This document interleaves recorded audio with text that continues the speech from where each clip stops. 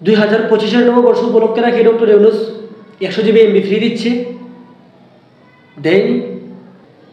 তাহলে অনেক ফ্রেন্ড এটা শেয়ার করছে কেন? তারা নাকি 100 জিবি এমবি পেয়েছে।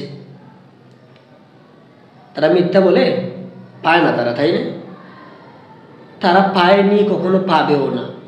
কিন্তু আমার আশ্চর্য লাগে, আজকে পর্যন্ত কোনো মানুষ কোনো কিছু শেয়ার করার কারণে এমবি ফ্রি পায়নি।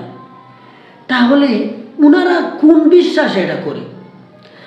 আজকে পর্যন্ত ওদের ফ্রেন্ড সার্কেলে কেউ কি এরকমটা ফ্রি পেয়েছে? পায়নি, সেও নিজেও পায়নি। তাহলে কেন আবার বিশ্বাস করে?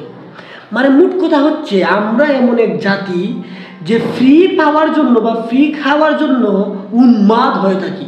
কিন্তু এই ওয়েবসাইটে ঢোকার কারণে আমার সকল তথ্য যে তারা নিয়ে যাচ্ছে, এটার দিকে আমাদের কোনো মনোযোগ নাই।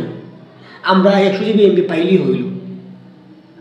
আরে ভাই, আপনার সকল তথ্য তারা নিয়ে যাচ্ছে, আর আপনি 10 জনের কাছে শেয়ার করতেছেন, আবার এই বলতেছেন যে এটা শেয়ার করুন আপনারও হবে। এটা তো ধোঁকা।